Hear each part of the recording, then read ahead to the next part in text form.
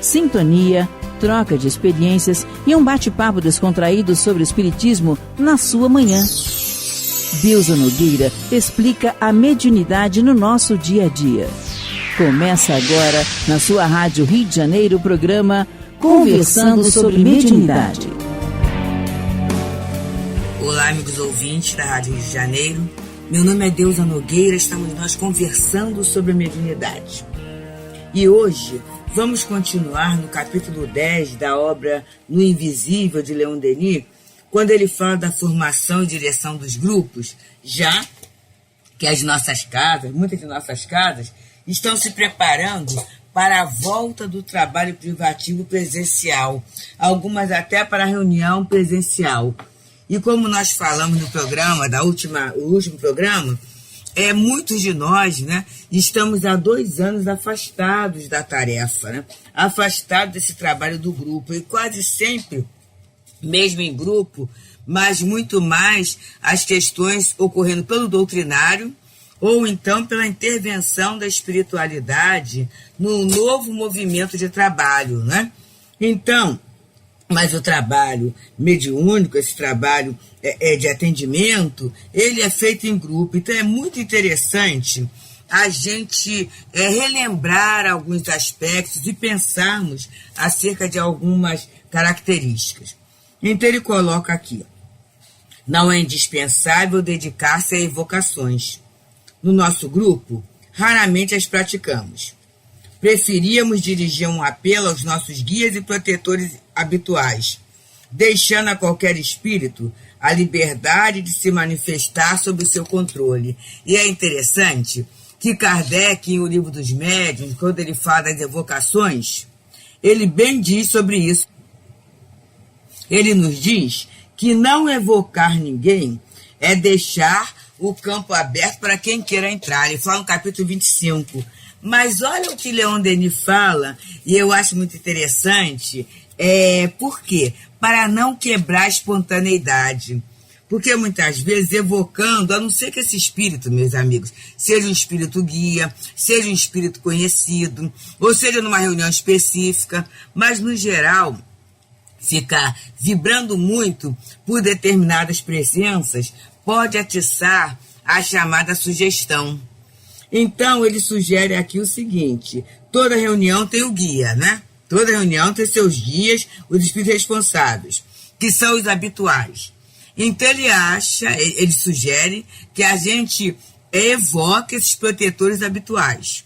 E, a partir daí, a gente deixa que os protetores façam essa intermediação entre os espíritos que irão se comunicar. Eu achei, assim, essa fala é muito boa, muito oportuna, né? Porque e dá muita segurança ao médium.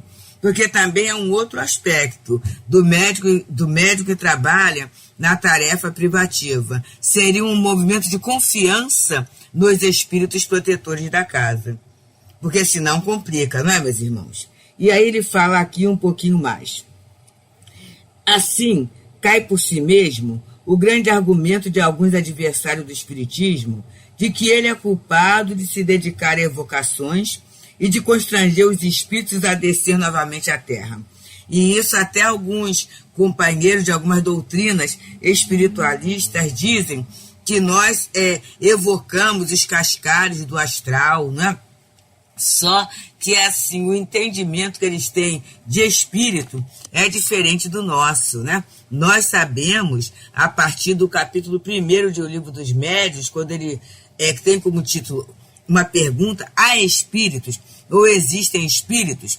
E Kardec diz que a dificuldade nossa está sobre o entendimento da natureza. Mas, na verdade, os espíritos são as almas dos homens. Então, isso a gente tem que estar, assim, muito atento, né? Se são as almas dos homens, como é que hoje eu era um amigo, né? Hoje eu era alguém até de um destaque dentro de um grupo e daqui a pouco eu viro cascalho. E a doutrina diz que, na verdade, a desencarnação, ela não provoca essa mudança simultânea, essa mudança súbita. Com certeza, né? Quando a gente desencarna, a gente continua sendo aquilo que nós éramos, é claro que com possibilidade de muitas reflexões, com possibilidade de muitas revisões, com possibilidade de muitos aprendizados, mas com toda certeza nós não daremos saltos de qualidade em termos morais. Então isso é uma questão assim muito boa para a gente analisar e entender. E aí ele coloca: o espírito como homem é livre e não responde se não lhe agradam os apelos que lhe são dirigidos. Qualquer injunção é vã, qualquer encantação supérflua. Aí estão procedimentos feitos para serem impostos aos simples. E aí observa, né, meus amigos, se mesmo no campo do encarnado, na verdade, a gente não pode impor nada a alguém, a não ser que isso esteja no campo da experiência, vamos pensar no campo do desencarnado. Como é difícil. Então a gente tem que meditar, a gente tem que trabalhar, a gente tem que raciocinar, refletir sobre essa questão da imposição, até na hora em que começamos a entrar no campo dos queixumes. Mas por que fulano não se comunica? Por que fulano não dá a orientação sobre isso ou aquilo? Por que não há apresentação? Muitas vezes até referindo-nos a trabalhadores que desencarnaram. Mas algum de nós poderá afiançar com certeza qual é a nova ocupação daquele trabalhador? Ou então, sobre que ferida, né? Qual é a chaga que está sendo tratada, meus amigos?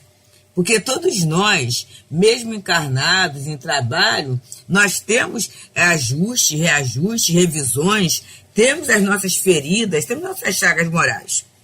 E a gente não pode falar com firmeza que todas elas são cicatrizadas através do trabalho. É claro que são amenizadas, é claro que se ganha méritos, e muitas vezes é até pelos méritos conquistados que a gente vai merecer, né, um socorro, uma assistência mais específica para aquela nossa nódoa moral, aquela nossa dificuldade moral. Então, meus amigos, não dá para impor nem constranger ninguém a fazer nada que não queira. E continua Leon Denis falando: é conveniente abrir as sessões através de uma leitura séria e atraente, aurida nas obras ou revistas espíritas escolhidas. Eu novamente lembro do filme Allan Kardec. Lembra da reunião? Quem viu o filme e quem não viu, eu recomendo que veja ou reveja. A reunião na casa das irmãs, sempre havia uma leitura e havia a prece. Esse hábito que algumas pessoas acham até que é um ritual, né? Ah, que coisa é essa? Mas é o chamado momento de harmonização. É o momento em que somos tocados nas fibras do nosso sentimento para valorizarmos e estarmos inteiros naquele ambiente. É, na verdade, um grande convite à concentração. Porque quando eu leio aquela página e quando eu me envolvo no ambiente da prece, eu vou abstraindo das outras questões do dia a dia. E é muito interessante, o médium, então, ele tem essa facilidade. E isso já vai promovendo até uma exteriorização da sua sensibilidade. É aquilo que Leon Denis, no outro momento aqui no livro, ele chama de estado de mediunidade. E aí ele vai continuando. Essa leitura deve ser o objeto de comentários e intercâmbio de opiniões entre os assistentes sob a direção do presidente. E por que é isso, né? Em alguma de nossas casas, no Leon Denis, a gente tem assim. Tem a lição, aí tem a escala, né? Mas quase sempre não, a lição sempre tem. Se lê uma questão do Livro dos Espíritos, lê aquela página doutrinária, e essa página doutrinária é comentada, né? É feito comentário. E depois é lida uma questão do Evangelho. E é interessante que essa alternância de vozes ajuda muito a gente a ficar com atenção.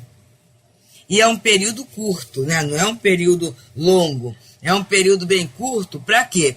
Para harmonizar, para sintonizar, para a gente sair, meus amigos. Quantas vezes a gente chega à casa espírita de um dia de trabalho assim, muito pesado, um dia de trabalho muito atípico, muitas vezes, até envolvendo aborrecimentos, né? Alguns interesses perdidos, tudo isso. Enfrentamos muitas vezes a condução, o trânsito, principalmente nós que somos trabalhadores nessas cidades grandes. Então tudo isso vai causando um certo desgaste, uma certa preocupação, um certo desequilíbrio mesmo.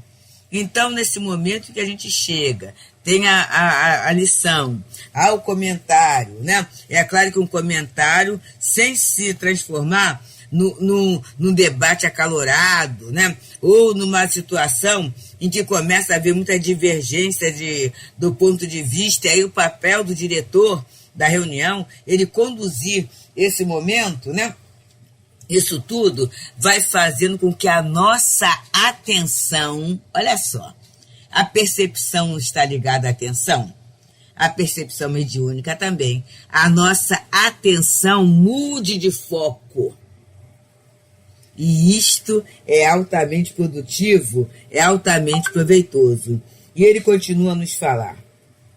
Acontece que, frequentemente, as comunicações dadas pelos espíritos, em consequência dessas leituras, referem-se aos assuntos tratados e os completam, desenvolvendo-os. Aí está um modo de ensino mútuo que não seria demais recomendar. E aí eu quero falar, meus amigos, trocar com os companheiros a questão do atendimento espiritual. Nós temos as lições que são... Nós fazemos uma escala anual. E aquela escala anual do item do Livro dos Espíritos, a lição, o Evangelho, e cada diretor de sala faz a escala de quem vai falar naquele dia. Então, isso é feito assim anualmente, né? É claro que é sujeito à flexibilidade, muitas vezes alguém adoece, a pessoa não consegue chega um pouco atrasada, então tem essas adaptações. Mas está ali feita as lições, ninguém muda. E aí... é muito interessante, é o comentário, é feito tudo isso. E eu estou falando que não é uma reunião de comunicação de mensagens, não. É uma reunião de atendimento espiritual, espíritos sofredores. E é impressionante, meus amigos, como é que muitas vezes os espíritos vêm muito, mas é muito comum, dentro daquela temática. E aí a gente pode falar assim, mas o que é isso?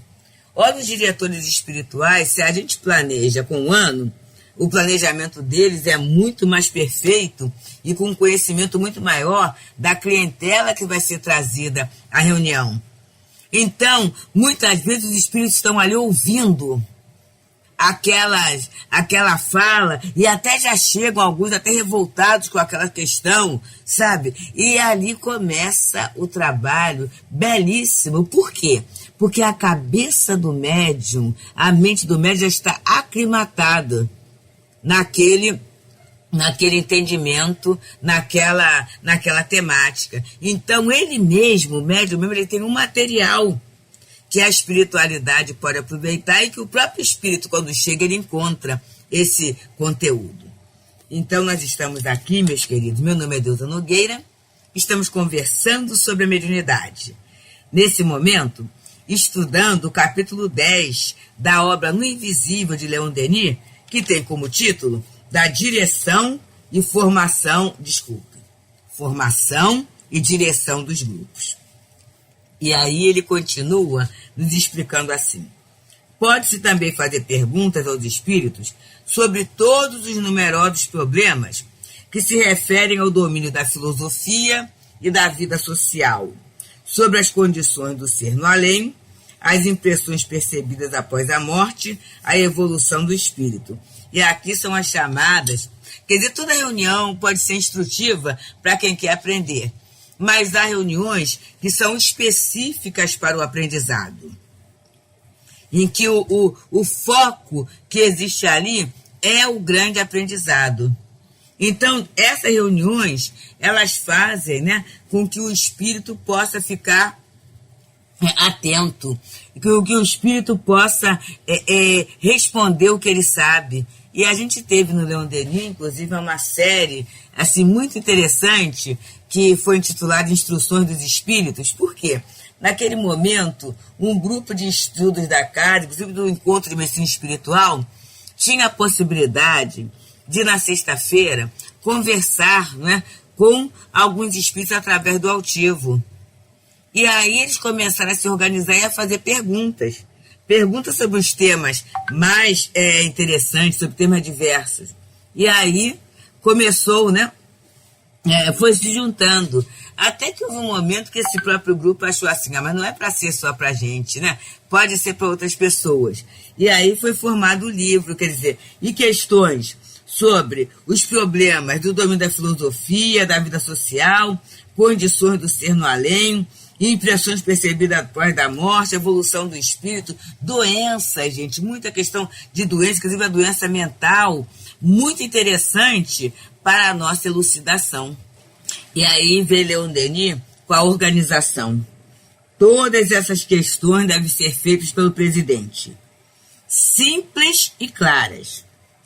Elas serão sempre de ordem moral e desinteressadas, interrogando os invisíveis sobre interesses pessoais, tesouros escondidos, pedindo a revelação dos acontecimentos futuros, dedicando-se a pactos cabalísticos, fazendo uso de emblemas, de talismãs,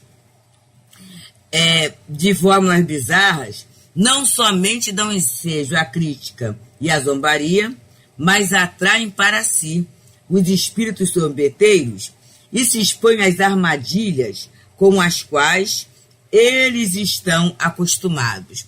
Então, é assim, gente, a natureza da resposta vem de acordo com essa intenção do perguntador. E aí a pergunta clara, precisa, né? Não a gente até aconselha que a gente procure, quando a gente se tiver essa oportunidade, ou sempre que ela venha, que a gente encontre no livro dos médiuns, quando se fala das perguntas que se podem fazer aos espíritos, né? É o capítulo 26 da parte 2ª do livro dos médiuns, para a gente saber se aquela pergunta que eu estou fazendo ela é adequada e que tipo de espírito eu posso atrair com aquela pergunta. Porque uma pergunta leviana, uma pergunta muito ligada a interesses materiais vai atrair que espíritos? Espíritos levianos e altamente ligados às questões da vida material, né? E aí a gente sabe que esses espíritos mais evoluídos, eles têm as preocupações, eles veem a vida material, sim, mas é por um prisma bem diferenciado. É uma visão superior da vida, né? Essa visão que a gente precisa buscar. E aí continua Leon Denis, abordando, ao contrário, os lados elevados do espiritismo, asseguram-se a colaboração de espíritos sérios, que tomam para si um dever de cooperar para o nosso adiantamento e nossa educação. E é o que a gente precisa, né? Às vezes até vou compartilhar com os amigos. Às vezes até uma questão material que está nos inquietando. Mas essa questão material, ela tem a ver com a nossa educação moral. Então eu peço uma orientação. Eu estou lembrando, no Núcleo Espírita Pedro e Paulo, uma pessoa que chegou lá, num estado, assim, hoje a gente pode entender, né, um estado de uma depressão, de uma autoestima muito baixa e atraindo questões obsessivas. Então a casa da pessoa chegava a cheirar mal, né, de tanta coisa acumulada, uma confusão muito grande. E aí o irmão Walter Faria recomenda, quer dizer, a espiritualidade através do irmão Walter, recomendou a essa companheira a questão de reunião. Então ela assistia a reunião pública, né? E a leitura de evangelho, né? E tomando passe, reunião pública, evangelho, passe, tudo isso. E com o tempo foi havendo um processo de educação tão grande que a gente chegava na casa da pessoa, a casa estava um brinco, gente, um brinco, a mesma casa. Então, na verdade, quando foi ali, foi uma questão material, que ela não conseguia se levantar da cama e não tinha gosto para nada, tudo ia daquele jeito, mas tinha a ver com o processo obsessivo e com o processo da própria estrutura do espírito, fortalecimento da alma para resistir àquela tentação, aquele processo de deseducação, né? Então ele fala, engajando-se nessa, vou até voltar um pouquinho, abordando ao contrário, os lados elevados do espiritismo, asseguram-se a colaboração de espíritos sérios, que tomam para si um dever de cooperar para o nosso adiantamento e nossa educação. Engajando-se nessa ordem de estudos, logo reconhecerão a riqueza e a variedade dos ensinamentos espíritos. E como se torna fácil resolver, com o auxílio deles, 1000 problemas que ficaram até hoje obscuros e indecifráveis. Então, a gente consegue, né, resolver algumas questões. Por quê? Porque o ponto de vista é outro. Vamos lembrar do Evangelho quando diz que alguém, olhando de cima de uma montanha, ele tem uma visão panorâmica e ele pode até pensar assim, dizer, né, e esse trem aqui vai bater em tal momento, né? E aquela pessoa vai atravessar aquela rua e vai haver um encontro. Por quê? Porque é outro ponto de vista, né? Então, quando a gente busca contato, resposta com espíritos superiores, essa compreensão do ponto de vista, ela tem que estar muito clara na nossa posição. Não vai ser, gente, aquele detalhe que pela pesquisa material, e às vezes uma pesquisa simples, uma vez uma pessoa perguntou a um espírito, escreveu para um espírito, né? Fale sobre abnegação. E aí o espírito falou que ele não poderia falar nada do que já não estivesse no Evangelho, na codificação, né? E até em obras subsidiárias ela poderia encontrar, e até no dicionário. Você pode encontrar grandes elementos para reflexões durante muito tempo. Então, observa, não há necessidade, né? É como a gente incomodar alguém com uma grande competência para uma situação totalmente acessória que a gente pode resolver. Então, nisso é que está o respeito, não o respeito da idolatria, nem da veneração, não. É respeitar o tempo daquele que trabalha. Uma companheira muito querida, nossa, ela colocou lá na sua rede social assim, né? Atento telefonema desde que seja rápido. Por quê? É uma pessoa imensamente ocupada. Então, se ela for atender a qualquer telefonema, a qualquer coisa para falar assim, como é que você vai? Você é assim assada? Essas questões, né? De perda de tempo, com certeza, muitas das tarefas de interesse, não só pessoal, mas de interesse coletivo, serão prejudicadas. Então, ela não vai. Agora, tem pessoas que conseguem ficar uma hora e tanto na conversa, mas vamos pensar que quase sempre, ou são terapeutas, ou são pessoas, né, que não têm grande ocupação até naquele dia. Porque quando você tem uma grande ocupação, automaticamente há uma agilidade mental, há um ajuste vibratório em torno de você, e você tranquilamente vai administrando o tempo, a vontade, vai sendo, conforme Leon Denis fala, claro e objetivo, né? E a clareza e a objetividade terão sempre como resultado um grande ganho de tempo. Então, amigos, que a gente possa meditar bem sobre essa questão da formação de grupos, que a gente pense nos guias espirituais dos grupos em que nós estamos, que a gente pense, né, no cuidado de algumas evocações particulares, a não ser em reuniões específicas para esse tipo de evocação, e que a gente aprenda a acatar aqueles companheiros que dirigem as atividades em que estamos engajadas. Porque se a gente acha que eles não são ideais, que a gente consiga até ajudá-los de alguma forma, mas sabendo que a direção é do diretor. E a gente pode ter tal ou tal cargo, tal ou tal conhecimento, mas naquele momento é nosso dever para a economia e a produtividade da tarefa obedecer, respeitar e contribuir para que tudo possa ocorrer dentro do objetivo traçado por Jesus em nossas casas. Muita paz. Deusa Nogueira explica a mediunidade no nosso dia a dia. Programa Conversando sobre Mediunidade.